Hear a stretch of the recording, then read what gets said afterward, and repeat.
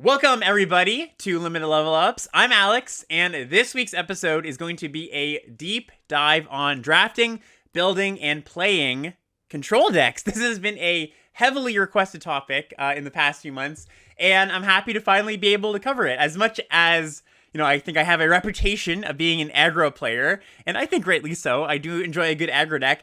My other favorite archetype is all removal, all counter spells, low creature count, make your opponent not have any fun control decks. And I think Dominaria United has decks that certainly fall into that description, so I figured this is a pretty good format to be able to do this episode in. I do want to make this as evergreen as possible, so, we're going to talk about Dominaria specifics. I'm going to be using a lot of Dominaria examples, but a lot of the concepts I do think you can take into future formats and apply, the broad concepts to those future formats. Just before we jump in, of course, got to mention the Patreon, patreon.com/limitedlevelups. If you like the show, or if you want some avenues for getting better at Limited Magic, check out the Patreon. There's both a bunch of reward tiers for, just as a thank you if you like the podcast, if you really feel like you've learned something.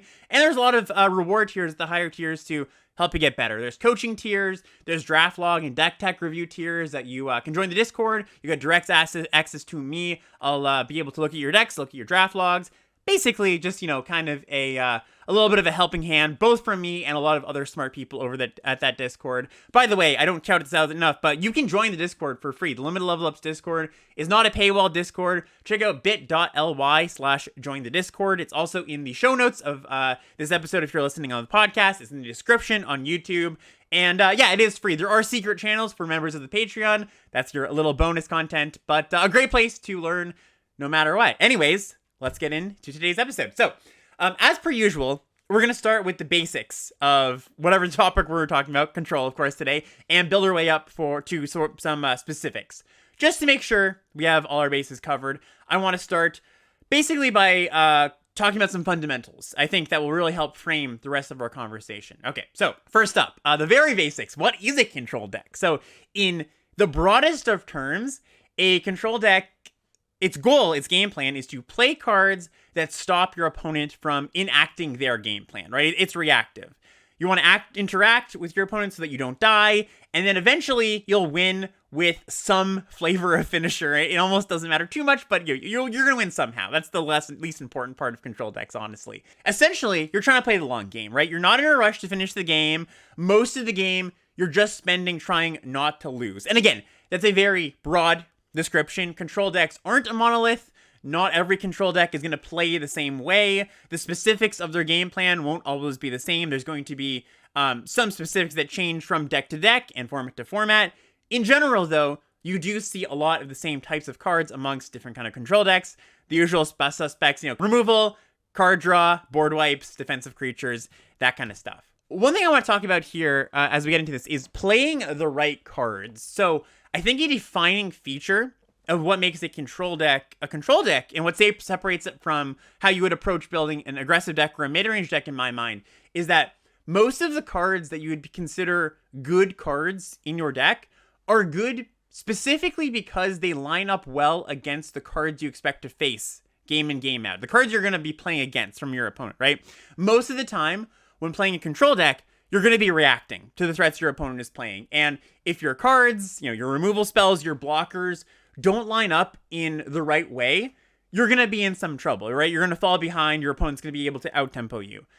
With an aggro or a mid-range deck, your cards tend to be a little bit more interchangeable. You don't often need to think as strictly about exactly how your cards are going to line up against your opponent's cards in various matchups.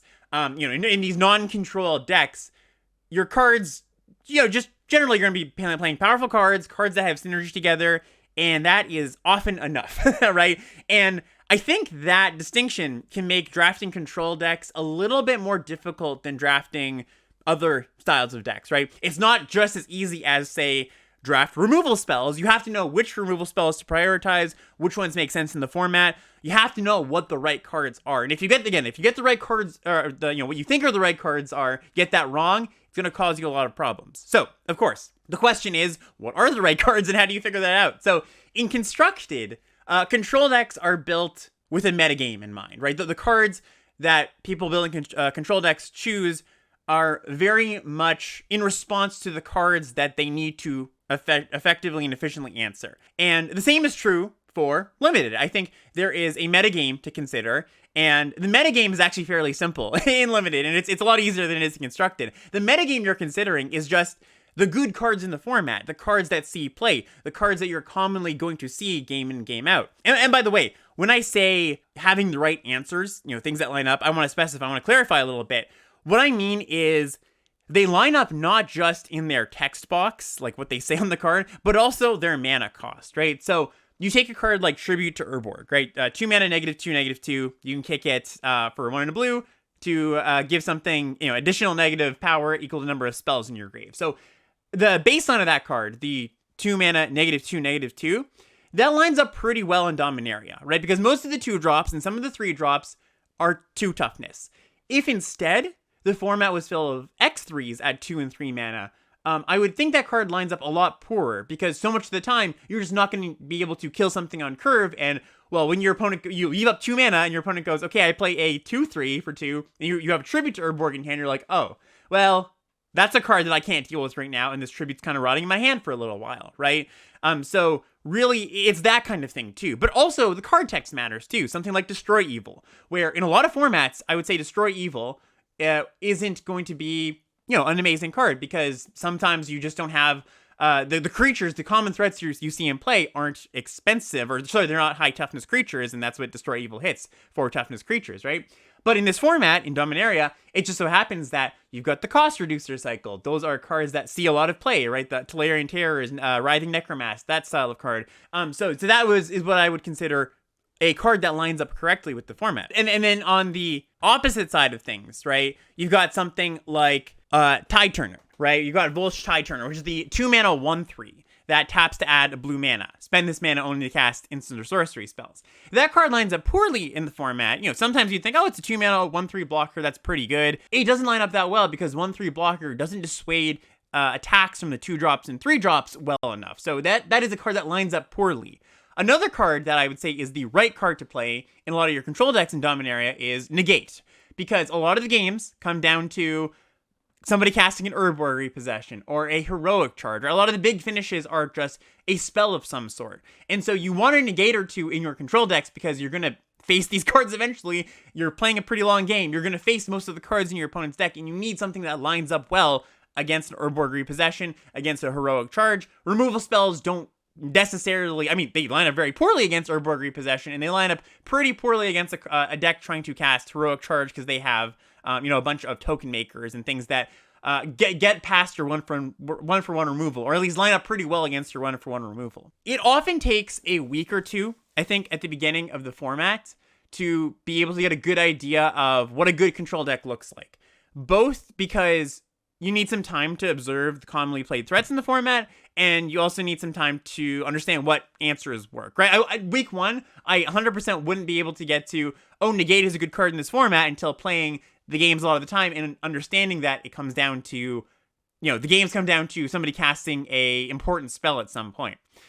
This also matters because some formats just aren't conducive to aggro decks at all.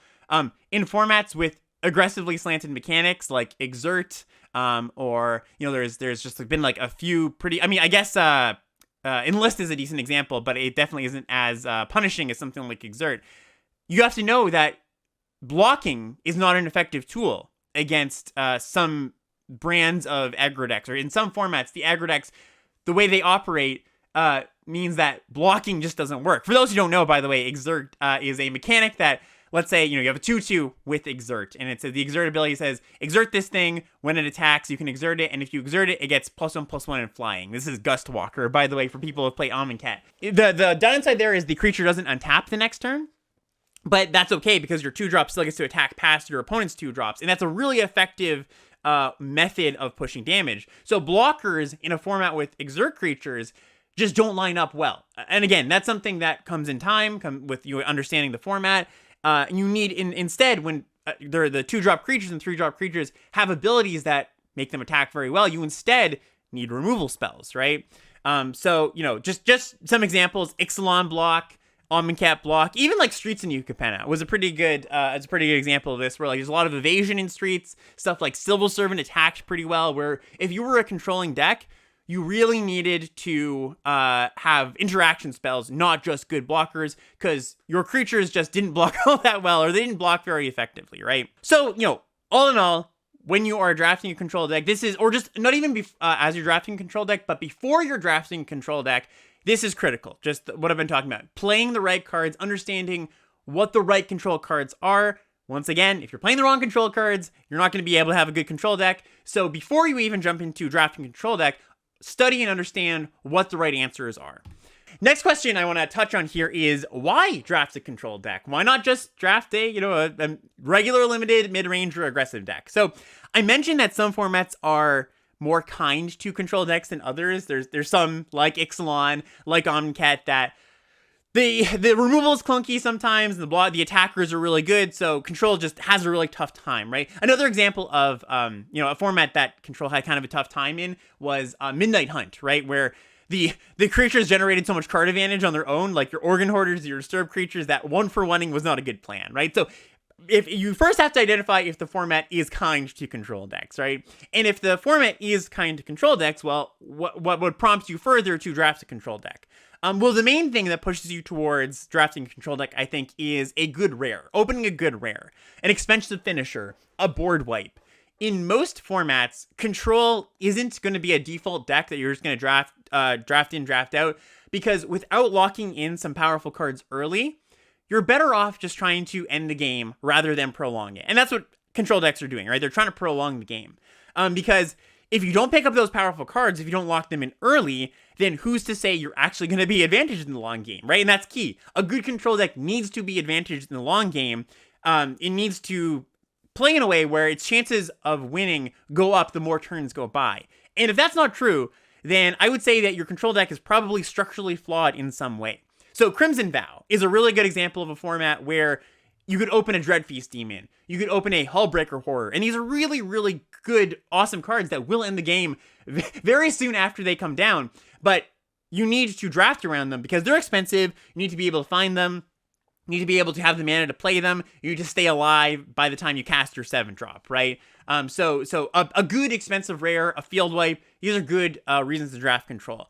Another reason, say the format doesn't have much of bomb rares, but it does maybe have some enchantment-based engines. So some of the things that in the past have been really effective are cards like Dovin's Acuity or Disinformation Campaign, for those who have played Ravnica Allegiance and Guilds of Ravnica, or to go way, way back, Burning Vengeance. These like enchantment-based value engines that often help you stay alive, but also help you get card advantage and control the board or control your opponent's hand, or just like grind in a way that once you just like start casting your spells, they'll give you some sort of insurmountable advantage. So you don't necessarily need a good rare. These cards can be a proxy for a good rare, but they have to be effective, right? I would say something like a Jodas Codex, right? Where, the 5 mana, tap it, draw a card. The cost to draw a card is reduced for your domain. You see in Dominaria. That's a card that's a little bit too clunky, a little bit too expensive, a little bit too just ineffective at controlling the game, getting you card advantage. You really want these engines to be a little bit cheaper, so they come down earlier. They're unintrusive. You don't have to spend a bunch of mana, and you do want them to do something else that's not just purely draw cards, right? So Dovin's Acuity, that gains you life as you cast your spells. Disinformation Campaign, that makes your opponent discard cards, right? So it kind of has these enchantments have dual functions. So you can definitely build rareless decks around these type of cards, but you kind of have to have these cards exist, right? Not every format has these build around enchantments. Another thing that would make me want to draft a control deck is some formats, and this is why Dominaria is a really good example of this, just have the tools at common and uncommon. You don't need even these like build around enchantments or a good rare. I mean, they help, certainly, but there's good interaction in Dominaria United, just like good common interaction, and there's a common finisher, right, in Tolarian Terror. And that just means that you don't need to open a good rare. I mean, like, again, it does help, but the tools are all there. The roles you need to make a good control deck all exist at common. So, I very early on identified when I was drafting this set that, hey, this does exist, a blue-black control deck. You can draft it with just commons and uncommons, and it can exist. And this will happen from time to time. It's not going to be in every format, but it is good to note that if you've got those pieces, the card advantage, the removal, and the finishers at common, yeah, you can totally do it without a rare. So those are some of the basics. Let's get into the anatomy of a control deck and the roles that you need to fill in a control deck to be successful. I've been talking a lot about roles that lately on the show. And what I mean by roles is just basically a mental checklist of things my deck needs to work. So for example, for aggro decks, it might be a bunch of 2-drops, decent interaction, combat tricks, a way to finish the game, like, a mass pump spell, heroic charge type thing. You're kind of checking off these boxes as you're drafting. And like I mentioned a little bit earlier, control decks tend to be a bit tricky in this respect because there's a lot of moving parts and getting the balance right can be tricky. So let's walk through some of these. Before we get into that, actually, one thing I want to mention about control decks as a whole is I think there's this perception that control decks are generally playing expensive cards, or they have a higher curve than a mid-ranger control deck. And I think that's kind of the wrong way to frame it, at least in the sense of, like, I think you can get into this habit of being like, well, I'm drafting a control deck, I need finishers, I need late game stuff. But if you're in that mindset, I think it's easy to ignore the fact that you also need to prioritize cheap cards, because yes, you're going to have some expensive cards, you're going to have finishers, but you really do have to try to keep pace with your opponents that are trying to kill you, right? Like, your curve shouldn't look that much different than it would when drafting any other deck. You're going to want to include some amount of expensive things to close the game reliably, but your low end of the curve also has to be healthily filled out. And this is a common mistake when I'm, just in coaching or looking at draft log reviews, where it's like, well, I'm drafting a control deck, I didn't think I had to prioritize 2-drops that highly. And while you have to prioritize them a little bit lower, perhaps, you still need to have, 6-7 ways to interact on turn 2 so you don't get run over. So don't think necessarily of control as expensive, is the way I would put it. You still need to have a reasonable curve. Okay, so let's talk about these roles you need to fill. And we're going to go through a bunch of card types here. So starting off with removal spells. Once you figure out that you're drafting a control deck, removal spells become a really high priority. I've talked in the past about how I think players tend to overvalue removal spells in general compared to, good creatures or good threats. But I actually think the opposite is true when you're drafting a control deck. I think players actually tend to undervalue good removal spells, and instead will, they'll tend to be like, well, there's a removal spell here. I've already got like 4 removal spells. I'll take this pretty good creature, or just generally decent creature. And I think this kind of ties into something I'm going to talk about in a minute about, you shouldn't really be too worried about your creature count when drafting a control deck. I know that's something that players get nervous about sometimes. They're like, oh no, I've only got 7 creatures here. But it's like, if you've got good interaction and like a decent number of early blockers that can, hold off some of the 2-drops, you can get away with playing like 7 creatures comfortably, as long as your other cards do interact with the board and you do have a lot of removal spells, right? So blocking does work to deal with some number of creatures. You are going to have some early defense, but blockers are also susceptible to just being removed, right? Like, as a control deck, you're not going to have that many creatures, which means that you're not going to present that many threats that your opponents are going to have to answer, which means they're probably going to have removal spells in their hand for your key blockers, right? So, while it's good to make your opponent's life hard, make it so they can't just attack you for free damage early, you don't just want to rely on blockers to quote-unquote remove things, right? Sometimes your opponent are going to have evasive creatures. Sometimes they're going to have creatures that have utility abilities that aren't just going to get into combat. Something like Vohar, right? The looter, where that thing needs to die. You can't, it's not going to attack or block. You do need to reach out and actually kill it. So let's go over some qualities of good removal spells. Well, one, efficiency, right? Efficiency is key. I will play any number of, 1, 2, 3 mana removal spells that just say, kill that thing straight up. Like, an Infernal Grasp, 2 mana, kill something, you lose 2 life, right? That's just like, it's really hard to go wrong with those catch-all removal spells that kill the vast majority of things that are cheap. So that's like number 1 priority as far as removal spells go, I would say. Catch-all and efficient. If you get that combination, that's awesome. Of course, the trade-off is often that, like, you have a cheap spell that isn't catch-all, but it is efficient, something like a cut down, right? It can't kill everything, but it does kill a lot of things pretty cheaply, versus a Extinguish the Light, right? The 4 mana destroy a creature or planeswalker. If it was mana value 3 or less, you gain 3 life. That's the kind of card that kills anything, but you can't load up on them infinitely, right? So there is always going to be a balance there. Another good thing I'm looking for in a removal spell is it provides value of some kind, right? It doesn't just kill something. It gains you 3 life. It draws you a card with something like Fires of Victory, right? Extinguish the Light is a card that I think people kind of undervalued a little bit early on, because the 3 life clause on this card, I think, got overlooked a little bit. It's like, okay, well, 4 mana removal spell, that's not the most exciting. But when you tack on gain 3 to it, that's a really big deal. So anything that gains life, anything that draws a card, helps you pull ahead. Because one of the kind of tensions about a deck full of removal spells is if you are just like 1-for-1ing forever, you're casting a bunch of removal spells, your opponent plays a threat, remove it. Plays a threat, remove it. You're not really accomplishing too much. You're prolonging the game, but unless you can close out the game in a timely fashion after you've killed other stuff, you're not really moving the game forward in any means. But if you are gaining life or drawing cards, you are accruing some amount of an advantage. So it's a really important thing to look out for in your removal spell. Another thing, instant speed. Instant speed removal spells are a lot better generally than sorcery speed ones. And obviously, that's just like a strict upgrade. But the reason that instant speed removal spells are so valuable in your control decks is you can leverage the fact that it's an instant speed removal spell to help you blow out like a combat trick or a double block or something like that, right? A sorcery speed removal spell is kind of restrictive in how good it can be, right? Just because, well, it's like, okay, you tap out, you cast the thing, sure, the game goes on. But an instant speed removal spell has a lot of room for you to gain some sort of kind of like subtle advantage, right? Either in combat or, just the fact that you can wait to the last moment, hold it up, and, maybe a lot of times what I'll do is in combat, or, before I cast my removal spell, say on turn 3, my opponent attacks me with a 3/3.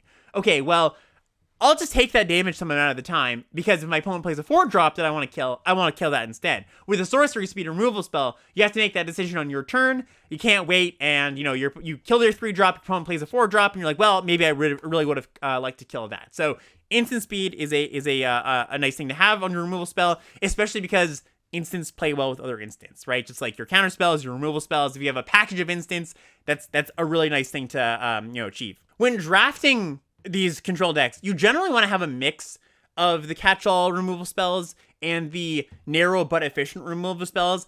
And the balance of this is going to change depending on the format, right? Like some formats, you would be happy with all of these shocks in the world, just like infinite 1-mana deal 2s. Like in Amonkhet block, for example, Magma Spray, which is a single red mana instant, deal 2 to something and exile it if it was going to die, was just excellent because all of the threats you really cared about were these like 2-drops that attacked really well. They're all just these cheap threats that just died to Magma Spray. In a format like Crimson Vow, for example, I'm going to use this as an example again, the cards you really cared about were, the Dreadfeast Demons and the Hullbreaker Horrors. You needed more catch-all removal spells. So depending on where you, where that lies, basically like what cards are important to kill in the format, you're going to balance it a little bit depending on that. So if you have more cheap stuff that you need to kill, or the threats lie more in the early part of the game, yeah, value the efficient but not catch-all removal a little bit higher. If the games are going to come down to bombs a lot of the time, value the catch-all removal spells, or the removal spells that at least, kill most things, or like a deal 4 to a creature. That'll kill most things generally. I know that, ballparking how many removal spells is probably something that people are looking for, just like a general number here. And it's always hard to give because I don't think there's like a number that I could say you really want this number, because, the balances of what you want in a given format or based on what your deck looks like are going to change. But I would be happy, like, in most control decks with like 7 removal spells. That's like a minimum. You can have more, you can have fewer. It kind of depends on your build. You want more removal spells if you have a lot of card advantage. So because if you have a bunch of removal spells, card advantage plays really well because you can convert casting a bunch of removal spells into an advantage because like you kill all their stuff, you draw some cards. You're going to come up on that exchange. If you have less removal spells or fewer removal spells, then, maybe you don't need to prioritize the card advantage as highly, or you're just like maybe relying on creatures to close the game a little bit sooner. You're not planning to play this like super long game, just like a game that's long enough to kill some stuff and then turn the corner with your expensive cards. That's generally how like the domain decks play. Right, in Dominaria, where it's like you're not usually looking to kill everything, you're just looking to kill some stuff and then just finish the game pretty quickly with an expensive thing. All right, next up we've got counter spells. So counter spells are very similar to removal spells in the role they play in control decks, and they do have some subtle differences that I want to go over here, but generally, as long as I have enough instant speed stuff to do with my mana, I'm pretty happy just to consider counter spells as removal spells. Essence Scatter, in particular, which is 2 mana counter targets creature spell, is a card you see a lot, and that's just a good card. I've had a few people ask, like, I've been talking up Essence Scatter, and I think on stream, and I often say people undervalue it. It goes a little bit later than it should. And people ask, like, well, do you have to be a controlling deck for Essence Scatter to be good? And I don't think you do. I think that it's just a pretty good interaction spell in general. Just think of it as, like, a timing-sensitive removal spell. But in your control decks, like, it's just straight up a removal spell so much of the time because you are going to have open mana. So Essence Scatter in particular, a 2-mana interaction spell that counters most of what you need to counter, premium. Really, really good. You can equate it to the 2-mana catch-all interaction spell like I was talking about, like your Doomblade, Infernal Grasp, Power Word Kill style card. Like it's almost as good as that kind of card. When you get to your 3-mana removal spells, it's a little more contextual. Or sorry, 3-mana counter spells. It becomes a little more contextual. So something like Urtai Scorn, there's like a cancel variance, right? Just like 1 blue counter target spell with like some upside.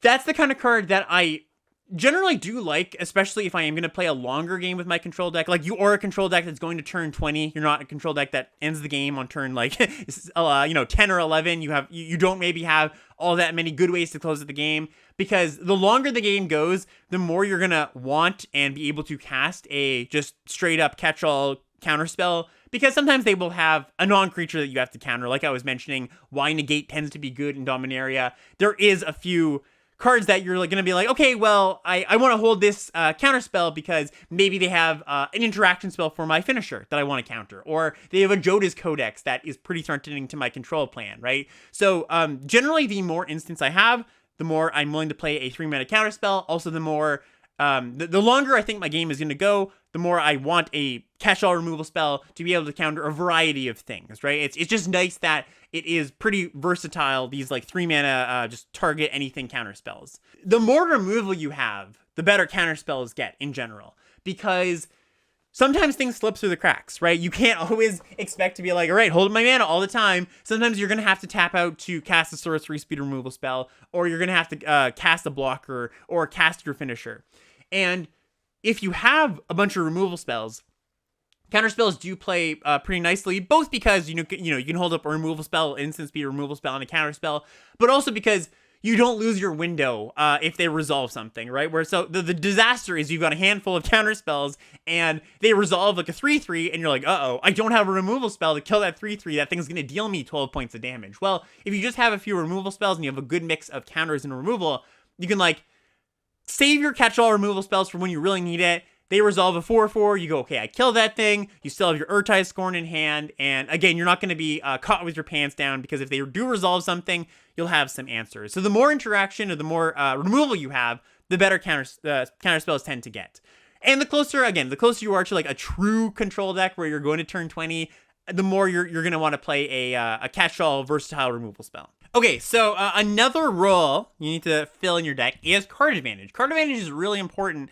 Again, I kind of touched on this a second ago, but when you are just 1-for-1ing, you're casting removal spell on your creature, removal spell on a creature, so you need some card advantage at that point to start to pull ahead, right? So stuff like Phyrexian Espionage, just like draw spells, tend to be pretty good in these hard control decks. But the best kind of card advantage generally is card advantage you find on creatures. So something like a Micromancer, where it's a creature that comes down, you're still affecting the board, it's a good blocker, it can trade with a good amount of things, and you get a spell, right?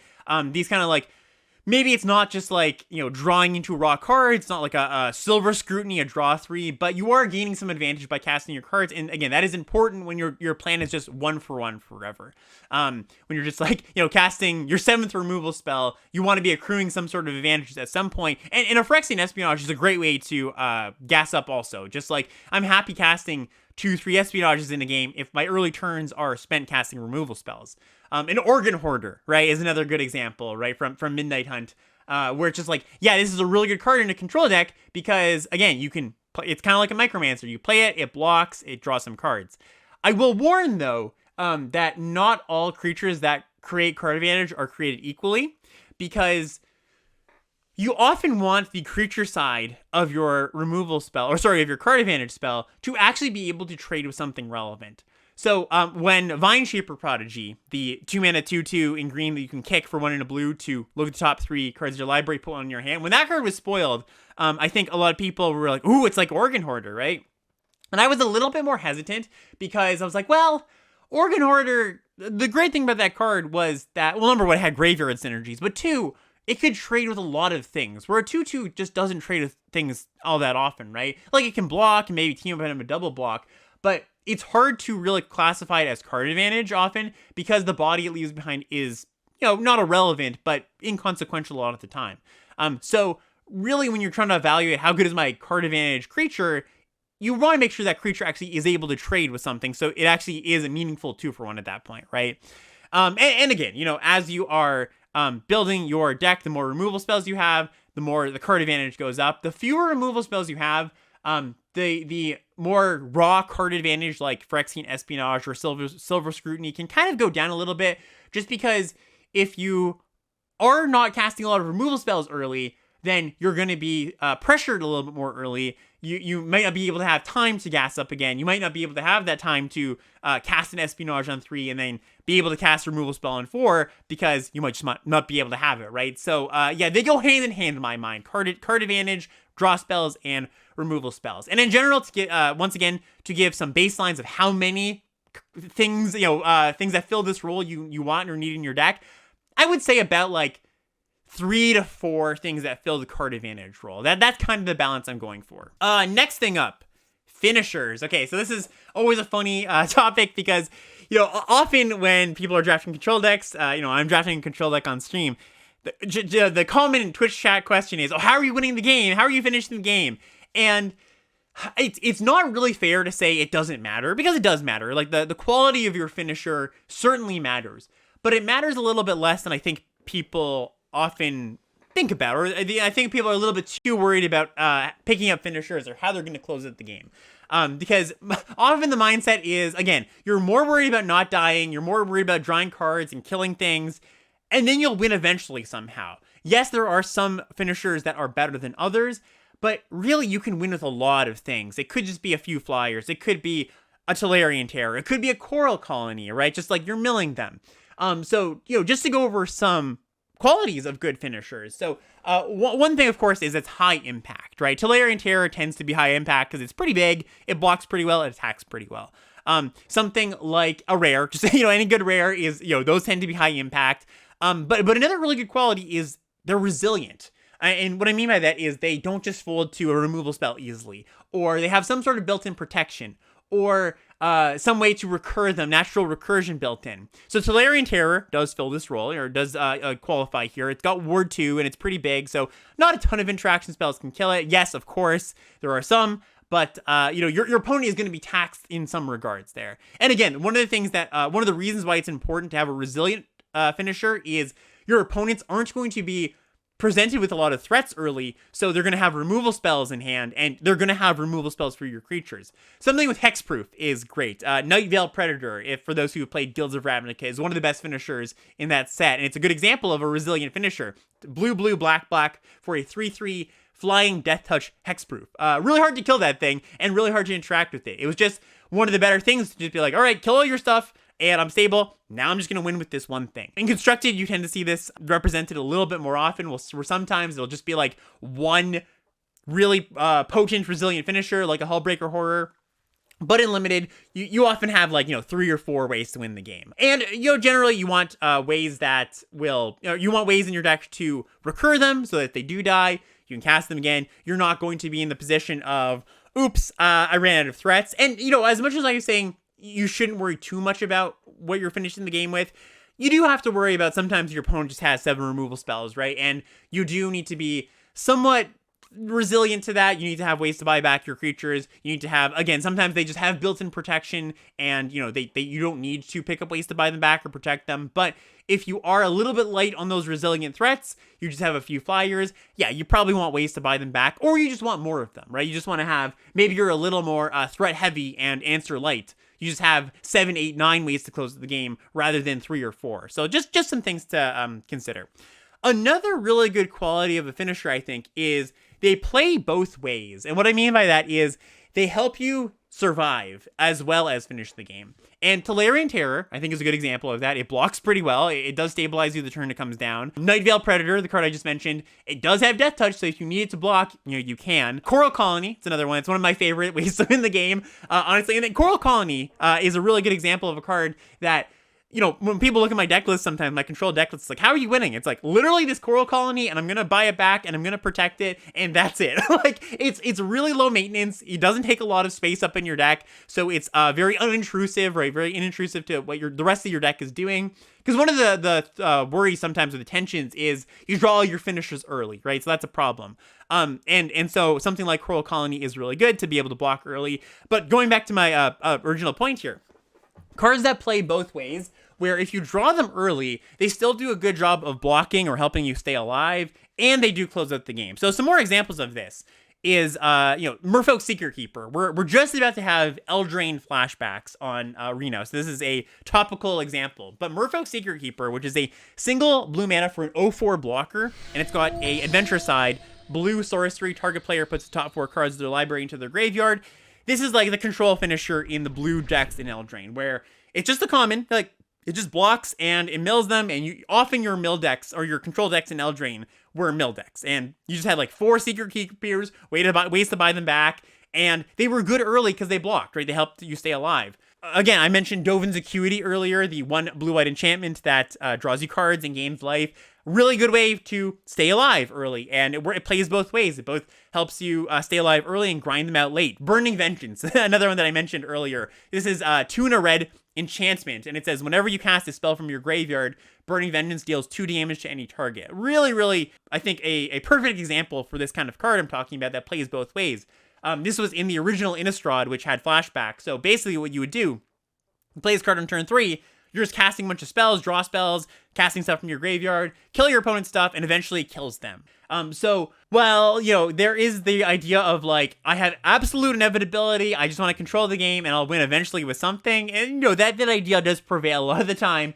I do think there is a lot of value in your finisher actually contributing to keeping you alive. Okay, so the next thing that kind of ties into my little spiel about people being a little bit too worried about how many finishers or how many creatures they have is creatures. So what creatures do you actually want in your control decks? So I don't think you need to worry too much about your creature count. Like, you're often not playing combat tricks or equipment in your control deck, so you don't need creatures. It's not a necessity. Now, you do want some creatures so that you don't have to spend all your removal spells on, you don't have to spend your good removal spells on their 2-drops, let's say. You want good blockers, stuff like Gibbering Barricade, the 2/4 blocker, 2 and a black, 2/4 blocker defender. It has the 3 mana ability, sack a creature, you gain a life, draw a card, which maybe doesn't come up a lot, but, it has some utility. That's the kind of card I really like in my control decks, because it provides virtual card advantage. So this is a concept that basically just means that instead of like drawing raw cards, you're just casting espionages and going, +2 cards on your opponent. A Gibbering Barricade, which is a 2/4 blocker, can virtually gain you card advantage if your opponent has a bunch of 2/2s, right? Because if they have a bunch of 2/2s, they can't attack into your barricade, so you've basically blanked those cards. A card that blocks well, like Barricade, or just like a Blight Pile even, that can blank multiple attackers, is a lot more valuable than like a 2-drop that just trades off, generally. Because those don't provide you virtual card advantage. Like, yes, your 2-drop can just trade, that's fine, it's not, it's not the end of the world if you have to do that. but you're not really getting anywhere, right? Whereas with a barricade or just a high toughness blocker with power, that's important actually, because an 0-5 wall doesn't do this, because it doesn't dissuade multiple attackers, where a 2-4 wall does, right? So you do want some of your early creatures to be these defensive speed blockers that do blank multiple creatures. Now, of course, they are kind of prone to getting removed. Again, your opponents aren't going to have that many things to cast the removal spells on, and you're giving them something. But at least it will slow them down. Right? They're going to be casting a removal spell instead of casting another threat. And of course, generically good creatures are totally fine too, right? It doesn't matter too much, like, as much as I'm like, oh, you don't need that many creatures in your control decks. Of course, you're going to play all the Organ Hoarders you get and all of the Inspiring Overseers, like just the good creatures. Some creatures are good, quote unquote, because they are good aggressive threats. But I think you can make that distinction generally. The difference between just a good value card and a card that is good because, it provides value to your aggro deck. So, this isn't to say don't play good creatures. It's just to say there's no minimum number I think you need to reach, as long as you have other cards that affect the board. Next thing, next role, it's not really a role to fill on all of your decks, but it is something that is really good to pick up if you can, and that is board wipes. So, in Dominaria, we've got quite a few. We've got Drag to the Bottom and Temporal Firestorm. In Kamigawa, one of the best cards in that set was Farewell. And I do have just a few words that I want to say about board wipes. So, like I said, a board wipe pick one, pack one is a really good reason to draft a control deck because, unlike Constructed, where you're loaded on board wipes, and that's just a really good way to catch you up from behind, you don't have that luxury all the time in Limited. You're very lucky if you open up a board wipe or get past one if you're drafting a control deck. So, it's a really, really awesome thing to have, just being able to leverage having this card in your deck or any board wipe in your deck when you are a control deck, because you can take some liberties, right? You don't have to spend all your removal spells on the early creatures. You can take a little bit of damage and then cast your board wipe. One of the things I did want to mention is kind of how I approach playing board wipes in general. And generally I tend not to think about them too much when they're in my opening hand. Like, I think you can run into some danger of thinking, oh, I've got a board wipe in my hand.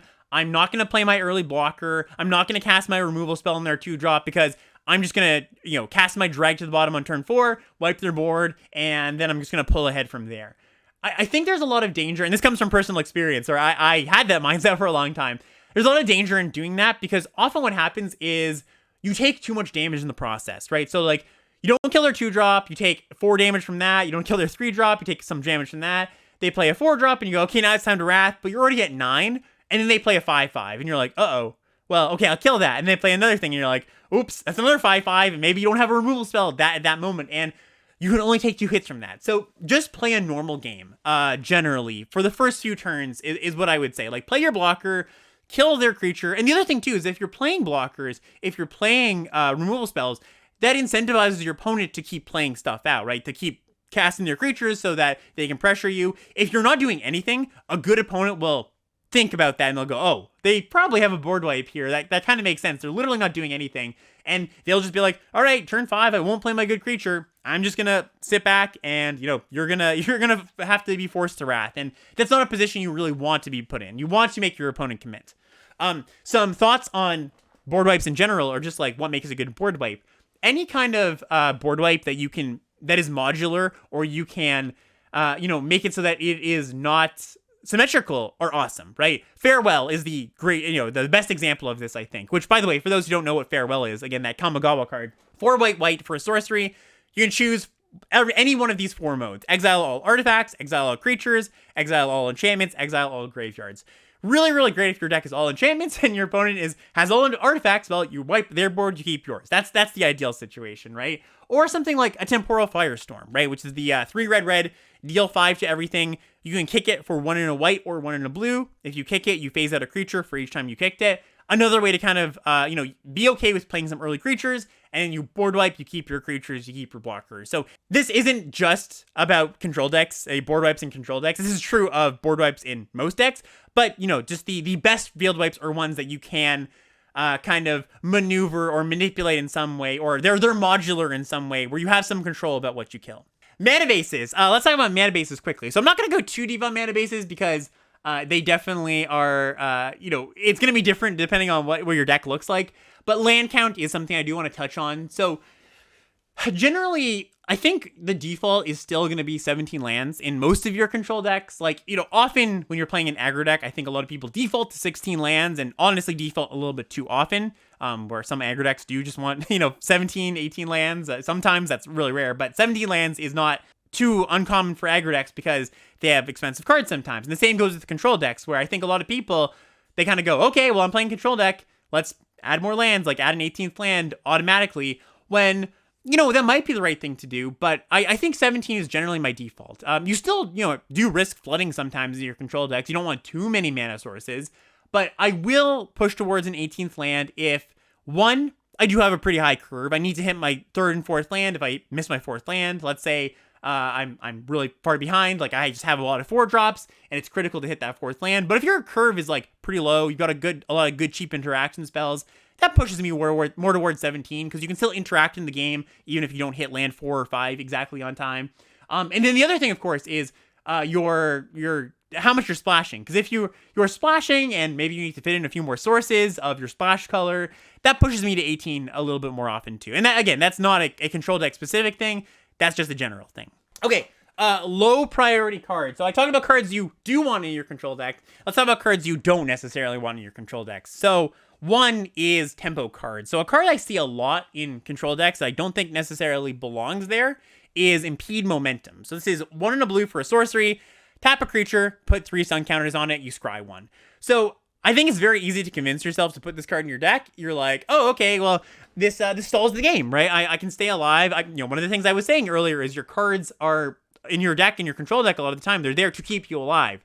While Impede Momentum does slow them down, and it means that you're not going to die to their 2-drop, it's also a really, really poor draw in certain parts of the game where, you're like pretty behind and you're like locking down one thing and it's like, okay, well, the other things are still attacking me. Or you're like late in the game, you need some action. You're trying to, you're at the part of the game where you've stabilized and you just want to finish the game or draw some cards, and Impede Momentum is just like so much worse than your a given removal spell, because when you cast a removal spell, you're getting rid of the thing for good. You don't have to worry about it again. When you're casting Impede Momentum, you kind of have to win the game in the next 3 or 4 turns, or else you haven't really done anything, right? So it's generally just like a low impact card that isn't very good to draw later. Yes, it slows down the game, but you are down a card, right? There are situations where you have so much card advantage that tempo cards like an Unsummon or like a bounce spell or Impede Momentum can have a place, because if you're just drawing so many cards, it doesn't matter that you're giving up a card for pure tempo. You just do kind of want to stay alive, but that's not the majority of cases. I would stay away from playing this kind of card in your controlling decks. It's just not what you want to do. And the same goes, like, bounce spells, that's a little bit of a different thing. Like, an Unsummon, Arona's Vortex. Vortex obviously is different because you can kick it and actually kill something, but sometimes I'll play an Unsummon when I'm just like, okay, I'm a little bit low on the cheap interaction spells. I have a lot of the good catch-all stuff, but I do worry about falling behind a little bit. Then it's a little bit more acceptable, especially because an Unsummon, like an instant speed, bounce something, can blow out a combat trick, can blow out a double block or something like that. That is a little more acceptable. Another class of cards that I think are pretty low priority are cards that just don't fill a particular role. So I talked about all the cards, or all the roles that I'm looking to fill in my control decks, and cards like Soaring Drake, right? Just like 3 mana, 2/3 flyer. What does that do? Like, it doesn't block that well. I mean, maybe it trades, maybe it blocks a flyer, but it's not going to blank a bunch of flyers generally. And it's not a good finisher because it is very slow. It's going to kill them in like, 10 turns or 9 turns, and it's not resilient. So it just doesn't really fill a role. It doesn't have a place in my control deck, at least the best of my, the best of the best control decks. Now, I don't think it's a travesty if you have to play this card. It's just a card I see a little bit too often in control decks. Like, people are just like, oh, it's a fine card. I can just throw it in. When, one, again, it just like doesn't do anything that my control deck needs. And 2, these like kind of like random creatures, they do turn on your opponent's removal spells a lot of times, right? Like, one of the upsides of having a control deck, or one of the advantages, is if your opponent is just like loaded on removal spells, then you do your advantage there because, well, a lot you don't care about that, right? Like a lot of your cards are resilient or you're just not looking to attack them on that front. So they have like a bunch of lightning strikes. You're like, okay, cool. Like, what are you going to kill? But if you play a Soaring Drake, well, it turns on their lightning strike and they do get an advantage in that spot. So again, not the worst thing in the world, but always ask, what is this card doing in my control deck, right? And then one more thing is cards that are bad to draw late. So generally when you're playing control deck, you're going to go to turn 15 or so, right? Or maybe 12 or maybe 15 is a bit much, but you're going to be drawing a lot of your deck. And when you're going to the late game, you're hoping that your average draw is better than your opponent's average draw, right? And when you have low impact cards in your deck, something like a Splatter Goblin or a Phyrexian Vivisector, sometimes you have to play these 2-drops just because you need to fill out the curve. But I do try to minimize them because if your opponent you're kind of in a top deck situation with your opponent, and you're like, okay, the top of my deck is better than the top of my opponent's deck on average. That's just not true if your deck is full of Splatter Goblins and Phyrexian Vivisectors, right? They're just like low impact cards. So again, you sometimes just need these things to trade off, but don't fill up on them too much. And this ties into like your curve, what your curve is going to look like. You don't need too many cheap cards. Again, you need some. You need to fill out that low part of your curve so you're not completely devoid of it. But there is definitely a such thing as too many cheap cards in these control decks because you don't want to draw those low impact cards late. All right, so just quickly here as we close out the kind of roles section, I did want to give a few examples here of some of my more successful control decks, and they kind of just like I just want to point out the fact they all kind of have all those rules I was talking about. So here's one. Again, if you're just listening, I know you're not going to be able to see this, but I will describe it. So this is a Esper control deck. It's a Wingmantle Chaplain Walls deck. It's got a Wingmantle Chaplain, about 5-6 walls in there. So that's my finisher. That's that role covered. It's got 3 Essence Scatters, 2 Destroy Evils, 2 Tolarian Geysers. That's my interaction, right?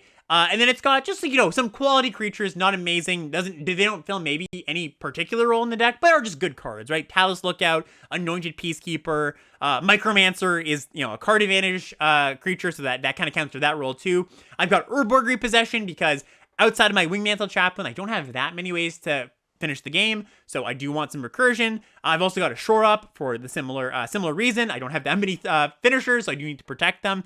And I do have a good amount of card advantage. I've got a Phyrexian Espionage, I've got that Micromancer, I've got a Wrath, Weatherlight Stalwart. So this is like a good example of just the balance of the cards I think you need. And again, they kind of does reflect the balance I was talking about, where it's like 7-8 removal spells, maybe 3 or 4 ways to win the game, a few ways to recur those ways to win the game, and maybe like 3 or 4 ways to get some card advantage. So this is, I think, a pretty ideal version of what a good control deck looks like. One more thing I want to talk about here is the spectrum of winning quickly versus slowly in your control decks, because there's this idea that you really want inevitability in your control decks, but you don't always have it, right? Like sometimes your deck needs to win quicker because you don't have all the interaction, all the counter spells in the world. You've got some amount of it, but you do have to worry about, hey, like sometimes my opponent's going to overload my removal. They're just going to have more threats than I can answer, or they have stuff like Urborg Repossession, or their cards are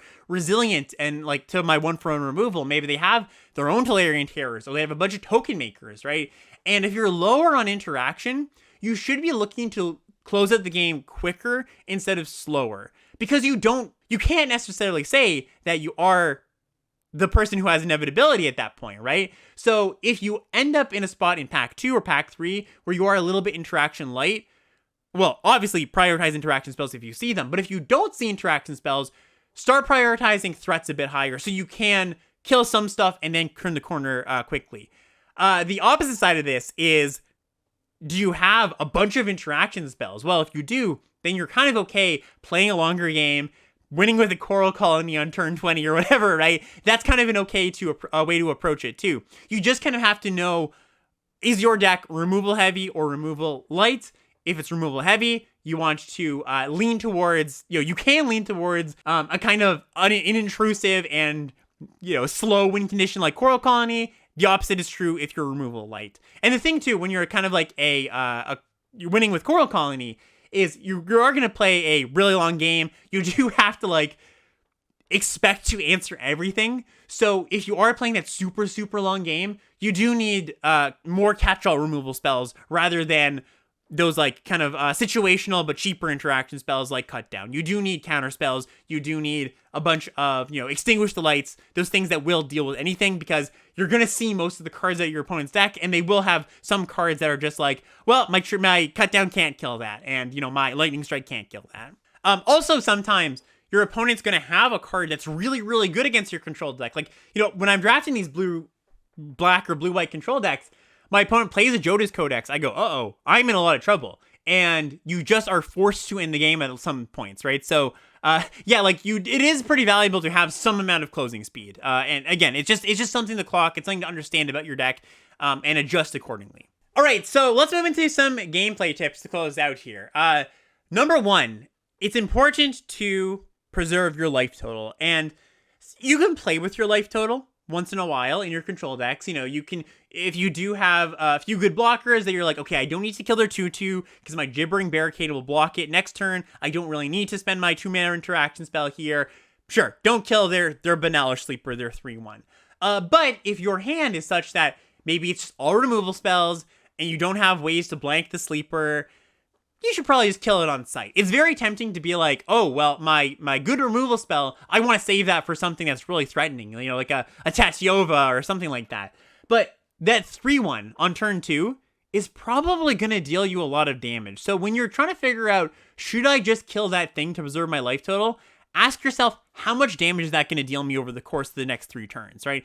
How many ways do I have to blank this card in my hand? And if you think it's going to deal you 6-9 damage, yeah, just kill it. If you don't have a way to blank it, yeah, just kill it. And it is important in those situations to preserve your life total. Again, if you have ways to catch back up, you've got maybe some Tolarian Geysers, a Field Wipe, play with it a little bit more. But I do think a common mistake is not just killing the 2-drop that's going to deal you a lot of damage.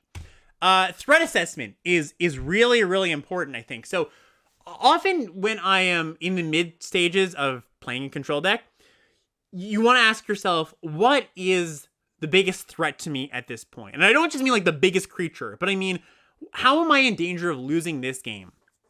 And sometimes you are in danger of losing the game because your opponent can just attack you, and you're like, oops, like I just took too much damage.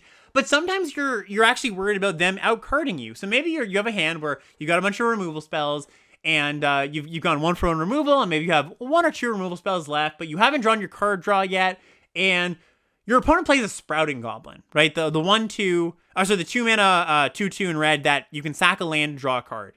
That's going to be a problem for you at that point. And maybe they have a Yavimaya Sojourner on the field, right? The 4/6, that domain creature. That you're like, okay, well, I'm going to take some damage from that thing. But they also have the Sprouting Goblin that I am worried about them just outcarding me or drawing too many threats. Because at some point of the game, the advantage, you're hoping some of your opponent's draws are just lands, which, you can just say like, great, they drew a land, it doesn't matter. You don't want them to keep drawing into threats. So there's this comes from a game that I had a few days ago where I was pretty healthy, but I was getting attacked by a Yavimaya Sojourner. I think I was about at 15 life, and I only had 1 removal spell in my hand, and I had a good amount in my deck, and I had to face the decision of, do I kill the Sprouting Goblin or do I kill the Sojourner? And I ended up killing the Sprouting Goblin because I felt like, okay, you know what? That's actually going to be the bigger problem, because they're going to draw into a few more threats. That's going to represent more threats than just the Sojourner. Yeah, I'm taking some damage, but I'm not losing the game on damage right now. I am losing the game to this Sprouting Goblin if they draw into more threats. I can take a little bit of damage, kill the Sprouting Goblin. I know I have more removal in my deck, and then I can deal with the Sojourner. You can always come back. You can always stabilize against damage. It's hard to stabilize against card advantage from the opponent sometimes. So really ask how you could be losing this game, because sometimes it is 2 card advantage. When to tap out is a good, or a question that I'm often asked. Like, when do you cast your Essence Scatter, or when do you just play your creature?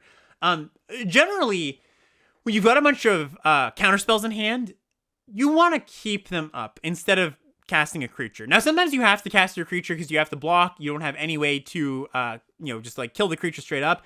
But if you tap out, play the an Academy Wall, or just like a decent blocker, and they play something that maybe it's a bomb, or maybe just attacks particularly well, maybe it's a good utility creature, a Tatyova, a Vohar, and you get caught with your pants down, you're in a lot of trouble, especially if you don't have interaction spells at hand. Again, this ties back to the idea that counter spells play well with removal spells, because if something slips through the crack, that's okay. You can just kill the thing. But if your hand is all just counter spells, you should keep it up. You should basically not let something slip through the cracks, because who knows when you're going to be able to deal with that thing. So that's generally what I'm thinking. I will tend to keep up Essence Scatter on turn 3, even if I have a 3-drop I could play, because there is that danger if I don't have a removal spell. So, just something to think about there. Another point I want to talk about is you have to know what role your card needs to play. And what I mean by that is, Magic cards are very modular in how good, like what they can do and how good they are at filling different roles in your deck. And when you're playing a control deck, you really have to match what your card is doing to what the needs of the game are. And so where this comes up a lot of the time is I have a Tatiova, and it's a high value creature, and I'm getting attacked by a 3/3, and I don't have a removal spell in hand. You just have to block with that Tatiova. You hope to, buy it back at some point or finish the game with some other card. But at that point in the game, that Tatiova's job is to block, is to act as a removal spell. So it can be kind of painful sometimes. And it can be sometimes really painful to cast a removal spell on this dorky 1/1 flyer that's pecking in damage at you. But again, ask how much damage is that 1/1 flyer going to deal? If it's going to deal 7 damage, you should just kill it. So don't always get too tied down to what you think your cards should do. Really ask yourself, what can they do in this particular game, and how can they best match up against what my opponents are doing? And then last thing I want to talk about here is turning the corner. So this is, of course, the phrase we kind of use for when you're going to close the game. So when to turn the corner is a really complex topic, I think, and a little bit outside of the scope of what we can get into with the time we have left. But I do want to touch on some guiding points generally. So one, you want to, when to start attacking, when to start, go from, I played my terror and my Tolarian terror is blocking to, let's turn it sideways and close the game. A few factors I'm thinking about. How close are you to disaster? And what I mean is, how close are you to just one removal spell ruining your day if you've attacked with one of your blockers, or one good combat trick, meaning that all of your opponent's creatures can get in? If you're close to that, then, take a few turns, wait a little bit. But if you've got, you're at a healthy life total, one removal spell is not going to punish you, one trick's not going to punish you, yeah, you can probably start attacking. How much stuff can you answer is another thing to think about, right? If you've just got a bunch of removal spells in hand, a bunch of counter spells, yeah, start attacking. Doesn't matter, right? What are you worried about? If they have a trick, if they have a removal spell, great. You counter it, or you kill their creature, you're covered on that front. So you can start attacking, right? Another thing, can you afford to not attack is one thing I'm thinking about. Because sometimes your opponent does play that Jodas Codex, or they have a bunch of cards in hand, and you're like, hey, I'm actually not advantaged in this late game, and I actually kind of need to be the beatdown. So maybe I'm a bit on the ropes, but I probably do have to attack here. So, that is something you have to identify, where you do need to take that beatdown role. And one more thing I want to think about is just how many cards does my opponent have in hand, and how likely do I think it is that they have that removal spell that they've been holding, or that combat trick that they were just waiting for that right moment for me to get a little bit antsy, start attacking. Again, if I'm in that situation where I don't think I can afford to take some extra damage, or I don't think I can afford to have my opponent cast one removal spell, and they have been holding some cards in hand, think about that. Because if they're holding cards in hand, it's probably cards that they're waiting for an opportune moment, right? And the more cards my opponent has in hand that they aren't casting, it's been a few turns, the more likely that is to happen, right? So another thing to consider. And that's it. That's all I had to say. It was a pretty long episode. My voice is going a little bit, but we of course will take go to the floor, go to Twitch chat for any questions that they have, for anything they'd like me to expand on, or anything about control decks they want to talk about. Once again, I want to shout out the Patreon, patreon.com/limited level ups. If you like the episode, you want to support, or you just want to get better at Limited Magic, check it out. Links are going to be in the show notes and in the YouTube description.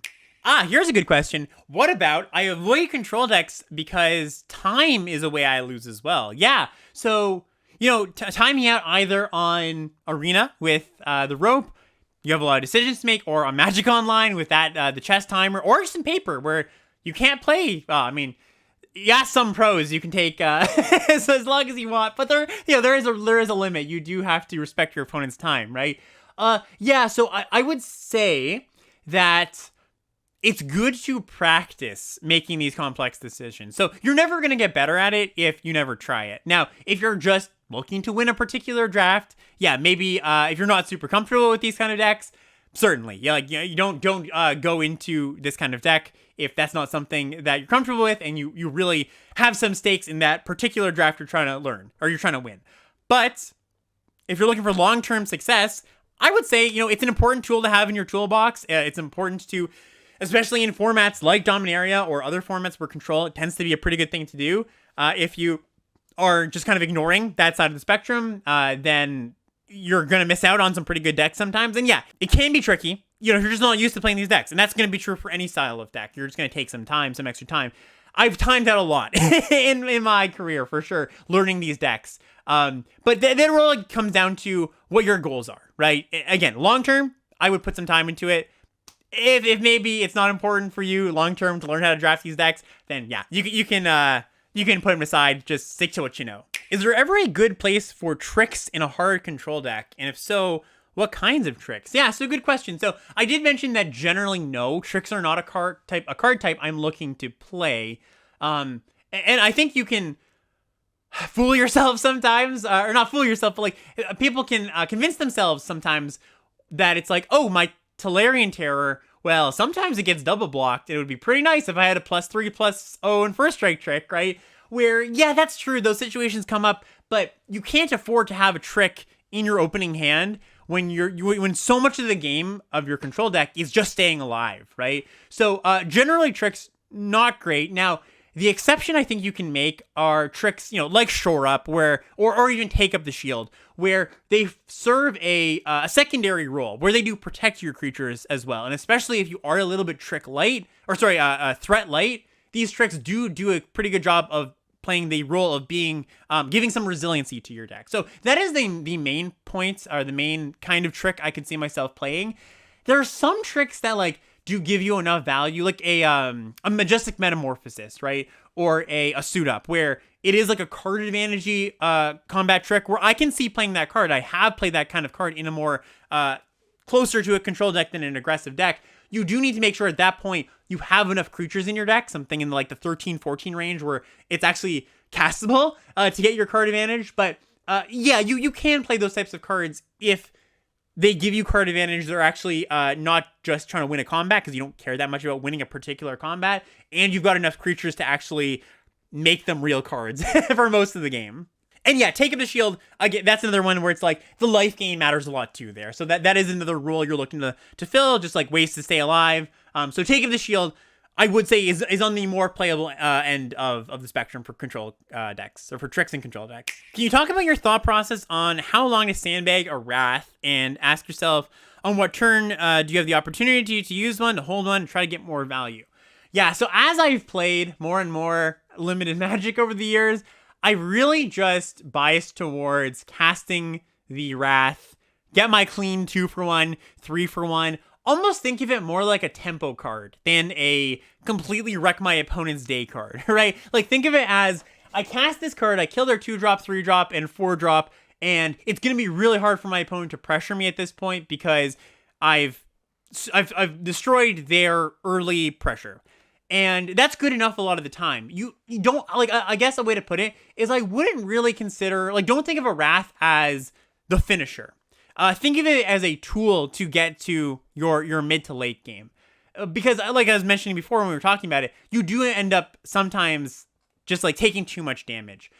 So honestly, a 2-for-1 is good enough a lot of the time, especially if I have good follow-ups. Now, if I don't have good follow-ups, like a good creature to play, maybe more interaction spells, I will hold it a bit longer, because if I go Wrath and I don't have anything to do after my opponent untaps and plays another creature, then I'm in some trouble. But turn 4, if it's in your opening hand, is generally a pretty good time to cast. Or turn 5, of course, if it's a 5-drop removal spell. So I would just say, don't try to sandbag too often, because the other thing too is sometimes your opponent has a protection spell or a counter spell in their deck, where you wait too long, they have untapped mana, you get wrecked by that. So when they are tapped out is also a pretty good time to cast them. And you feel pretty good about that. Do you ever find yourself decking when faced with another control deck? If so, how do you avoid that outcome? Oh, certainly, yeah.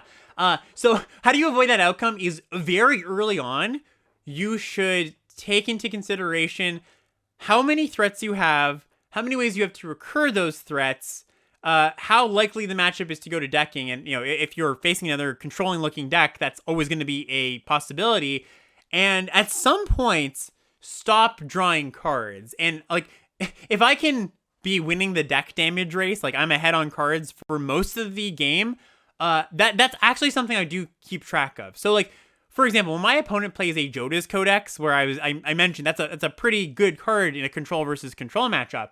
Sometimes you can flip that on its head, where it's like, okay, well maybe I can just remove their key threats, and they'll draw a few too many cards, and I can actually flip it on its head. The Jodas Codex, which was a problem, actually leads to their defeat because I just deck them. So very early on in a control matchup, that should be part of what you're thinking about. And I think too often when you lose a control matchup to decking, it's because you only realize when you're at like 14 cards or 13 cards, and you're like, I'm not going to be able to close this game out with damage, and my opponent's got 16 cards in their library as well. So yeah, very early on is what I would say. Take note of that. How do you prevent it? It's kind of tough. Sometimes you like just have to draw cards. And sometimes it's like, okay, well, I drew too many cards, but I needed to because I just didn't have anything in hand. My opponent was casting stuff. So sometimes it's an inevitability that you can't avoid. But I guess like as one thing I will say is when you are a little bit more threat light and you know you're threat light, I will actively play to the just kill my opponent's stuff and deck them game plan more often than not. How do you feel about blocking when you know they have something and can't afford to take a hit? Okay, great question. So, basically, this is talking about like when your opponent attacks their 2/2 into your 3/3 and they have a combat trick. Okay, so early on, it depends. Like sometimes I'm just like, okay, block, use your trick, that's fine. Sometimes I'll say, okay, I know you have a trick, I'll leave up mana next turn so I can blow out the trick with the removal spell. Most opponents will know that that's what's happening and they just won't use their trick. So they'll play another creature and they'll just wait for a later turn to have a profitable attack with multiple creatures. So you can't just assume your opponent is a NPC and just be like, oh, they're going to walk into it next turn. Not always going to happen, right? So early on, I just tend to block. Just be like, okay, use your trick, whatever. Later on, when you're saying, you can't really afford to, take the hit, but you know they have something. I mean, I guess it's the same thing, right? Just block. If you have to block with a high value creature, like one of your finishers, that's kind of tough, but it's often better than taking too much damage, because you can come back from, okay, my finisher died, I'll find another way to play another finisher or recur it or whatever. Especially if you have a good follow-up the next turn. Like, sometimes I'll just make a block because it's like, yeah, 4 points of life here is really valuable to me because that's, if I take another 4 damage here, I die to any number of tricks or a burn spell or whatever. So sometimes I'll just block my good creature because I have to. So, yeah, it really depends on where you are in the game. And it's hard to give a really, distinct answer, I guess. But more often than not, just block is what I would say. You talked about keeping up counters, but oftentimes I get into situations where I could either cast my 4 or 5 drops, or I could keep up Essence Scatter. My typical action is to be more mana efficient. Is that wrong? So no, not necessarily. I think when you're making those decisions, it is good to be mana efficient still, certainly. You kind of just have to ask yourself, can I afford to let something good resolve? Again, this is going back to what I was saying when I was talking about counter spells before. But when I'm thinking about, do I play my Miria's Outrider or keep up my Essence Scatter, I say, if they just play a 6/6, or a 7/7, a Mossbeard Ancient, do I have an answer to that? And if the answer is no, it's okay to be mana inefficient generally, because the game is going to go on for another, few turns anyways, most likely, if you're playing a long game. So mana efficiency isn't always critical, because you'll have a lot of time to spend mana. Now, if you need to play that 4/4 to block against your opponent's stuff, yeah, you just play it. But if you're already in a situation where you've got the board locked down, you're more just worried about a important threat resolving and you don't have an answer, it's okay to be mana inefficient, because the important part about that game is making sure something that you can't answer doesn't resolve. When you have the option of a decent control deck, do you prioritize drafting it over drafting aggro? So generally when I start a draft, no matter what the flavor of the best card in the pack is, I will just take it and it'll lead me down the path of whatever that powerful card is, right? So like, if there's a good controlling card in the pack, I'm going to take it. If there's a really good aggressive card in the pack, I'm going to take it. I don't necessarily have a preference one way or the other. I think, and this is why it's good to have, all these tools of drafting these different decks in your toolbox, because it's good to know, well, this is the most powerful thing in the pack, this control card, I should take that over the less powerful aggro card. This changes, of course, based on the format, right? If a format is hostile to control, yeah, I'm just going to draft a good aggro deck. And if it's hostile to aggro, I'll draft a good control deck. It's the same thing, right? So the only thing that really matters to me is, or the only thing that would really affect my decision there is how well positioned I think the various decks are in the format. I don't have any biases towards or against the decks in particular. Now you might, right? You might feel like you play aggro decks or control decks better than other decks, but power is power, right? And control decks can be just as powerful as aggro decks and vice versa. So you should just play the best thing available to you, basically. All right, let's pack it up from there, everybody. Thank you so much for listening, watching all that. In the next few weeks, leading up to the Brothers War, which is like about a month away, got some cool guests coming up. So we're back into the swing of having some interesting topics from outside sources, which I'm pretty excited about. And look forward to that. I have one or two level up topics that I also wanted to cover in between now and Brothers War. That we might get to that, or I might slot that in afterwards. But anyways, we'll see you next week, and thanks for watching.